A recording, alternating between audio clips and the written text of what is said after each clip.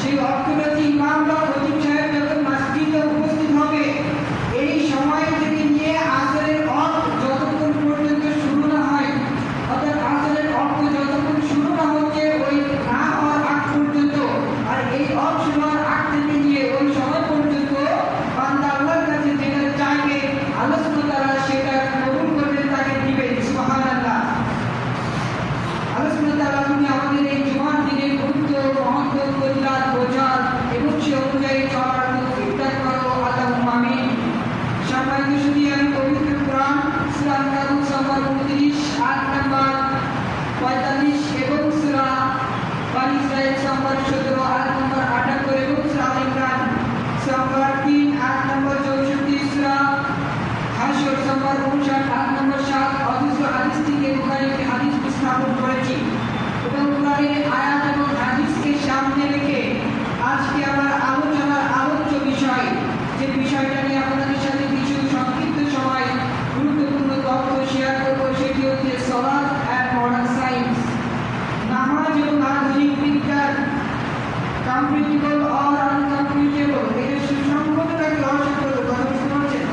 নামাজ এবং আধুনিক বিজ্ঞান এটা সামঞ্জস্য নাকি অসামঞ্জস্যপূর্ণ, এটা নিয়ে কিছু সংক্ষিপ্ত সময় যতটুকু বলতে পারি বলবো এবং কিছু দার্শনিকের পথ আমি এখানে উপস্থাপন করবো ইনশাআল্লাহ। এবং এটা থেকে আপনারা বেশ কিছু পয়েন্ট নোট করে নেবেন, কাজে লাগবে।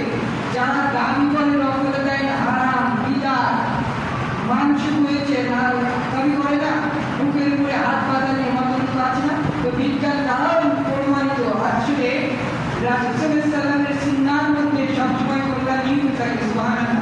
কিন্তু আল্লাহ বলে দিয়েছে যে আমার রাসূলের মধ্যে তোমাদের জন্য সর্বোত্তম আদর্শ কল্যাণ রয়েছে। সুন্নাহর মধ্যে বিজ্ঞান নিহিত আছে, প্রতিষ্ঠিত বিজ্ঞান যদি যেটা স্বীকার করে সেটাই রাসূলের সুন্নাহ, হুজুর তোমাদেরকেও মানতে হবে ওটা। তো প্রথমে সালাত এন্ড মডার্ন সায়েন্স এর সম্পর্কে বলতে গেলে সালাতের যে শাব্দিক অর্থ বা বিশ্লেষণ ব্যাখ্যা, সেটা আমাদের অনেক স্কলার আছে বা অনেক লেকচারার বা অনেকেই বলেন এটার অর্থ করে থাকে বা ইংলিশ অর্থ করে থাকে প্রেয়ার, আছে না? সালাতের ইংরেজি অর্থ কি হয়? প্রেয়ার। কিন্তু এটা যথাযথ বা সঠিক অর্থ নয়। আমি হচ্ছে বুদাপেস্ট ইউনিভার্সিটি অফ হাঙ্গেরির অনলাইন সিলেবাসে প্রতিনিধিত্ব বুঝতে পারছেন, থিওলজি ডিপার্টমেন্টে। তো প্রেয়ার শব্দটি দ্বারা ওখান থেকে যিনি থিওলজি ডিপার্টমেন্টে আছেন উনিও বলেছেন যে প্রেয়ার শব্দটি, এবং আমি হচ্ছে আপনার অক্সফোর্ড ডিকশনারি এবং আরও যে ডিকশনারিগুলো আছে দেখেছি, প্রেয়ার শব্দটি দ্বারা আবেদন, নিবেদন করা বোঝায়। কি বললাম বলেন? সালাতের যে স্কলাররা যারা অনুবাদ করে থাকে, ইংলিশ অনুবাদ, যে প্রেয়ার এই শব্দটি দ্বারা আবেদন, নিবেদন বোঝায়। কিন্তু সালাতে আবেদন, নিবেদন আল্লাহ সুবহানাহু ওয়া তাআলা আমরা কি বলি, ইয়াকা না'বুদু ওয়া ইয়াকা নাস্তাঈন, আমরা আপনার ইবাদত করছি এবং আপনার কাছে সাহায্য চাই। কি চাই? সালাত কি? দোয়া, সাহায্য চাওয়া, অনুনয় বিনয় হওয়া, তাই না? তবে এটা সালাতের সঠিক অর্থ নয়। প্রেয়ার সালাতের সঠিক অর্থ হচ্ছে প্রে। প্রে শব্দের অর্থ অনুনয় হওয়া, সাহায্য চাওয়া, বিনয়ীভাবে সাহায্য চাওয়া, হেল্প চাওয়া, অনুনয় হওয়া, কাকুতি বিনয়ী স্বরে সাহায্য চাওয়া। কথা বুঝতে পারছেন? এটি হচ্ছে সালাতের সঠিক। তবে এই শব্দ দ্বারা সালাতকে সীমাবদ্ধ রাখা যায় না, কারণ সালাত হচ্ছে অর্থ উপযুক্ত একটি বৈশিষ্ট্য মণ্ডিত। শুধু যে আমি প্রে এই শব্দটি দিয়ে সালাতকে সীমাবদ্ধ, দোয়া বা সাহায্য চাওয়া এই শব্দ দিয়ে আমি সালাতকে সীমাবদ্ধ রাখবো এমনটি নয়। কথা বুঝতে পারছেন? এমনটি না। সালাত একটি অর্থপূর্ণ বৈশিষ্ট্য মণ্ডিত একটি শব্দ, এটাকে নির্দিষ্ট কোনো শব্দের মাধ্যমে সীমাবদ্ধ করে রাখা যায় না। তবে এটার সঠিক উত্তর অর্থ হচ্ছে প্রে। এই শব্দের অর্থ সাহায্য চাওয়া, হেল্প চাওয়া আল্লাহ সুবহানাহু ওয়া তাআলার কাছে।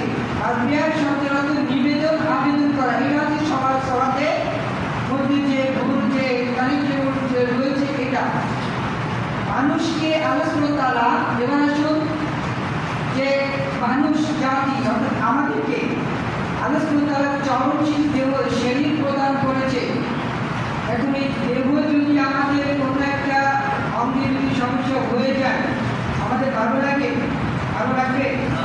একটা ধরেন যে পা অথবা হাতের সমস্যা নাই মনে করে, চলনশীল দেহ প্রদানের জন্য আপনার এই দেহটা যদি সতেজ সুচল এবং অ্যাক্টিভ রাখতে চান কি করতে হবে? দেহকে কাজে লাগাতে হবে কি হবে না? শরীরটাকে কিছু ব্যায়াম করতে হবে কি হবে না? ব্যায়াম করতে হবে না? পশ্চিমা বিশ্ব যারা দেখবেন, পশ্চিমা বিশ্ব অনেকেই তারা তাদের শারীরিক মানসিক দেহের যে অঙ্গপ্রত্যঙ্গের বিষয়ের উপরে অধিক গুরুত্বপূর্ণ এবং অধিক তারা গুরুত্ব দিয়ে থাকে। কথা বুঝতে পারছেন?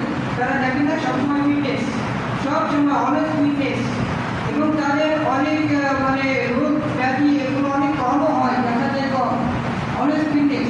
ঠিক আলোচনা তারা মানব জাতিকে সুচির এবং চলমান দেহ প্রদান করে করার সাথে দেহকে চলমান বা সতেজ রাখার জন্য আল্লাহ সুবহানাহু ওয়া তাআলা 1400 বছর পূর্বে 5 ওয়াক্ত নামাজকে দিনে এবং রাতে 5 ওয়াক্ত নামাজকে বান্দার জন্য উম্মতে মুহাম্মাদের জন্য ফরজ করে দিয়েছে। কথা বুঝতে পারছেন?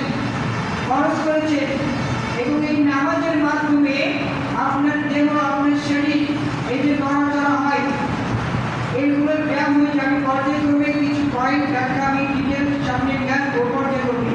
তো আলোচনা এই নামাজকে ফরজ করেছে যাতে যে সময় যতটুকু নামাজ দিয়েছে সব সময় কিন্তু সবার শরীরে সব রকমের ব্যায়াম হয় না, হয় এটা করলে শরীরের ক্ষতি হবে, প্রেশার বেশি হয়ে যাবে। তো যখন যতটুকু প্রয়োজন আলোচনা এই 5 বার দিনে এবং রাতে 5 ওয়াক্ত নামাজকে বান্দার জন্য ফরজ করেছেন,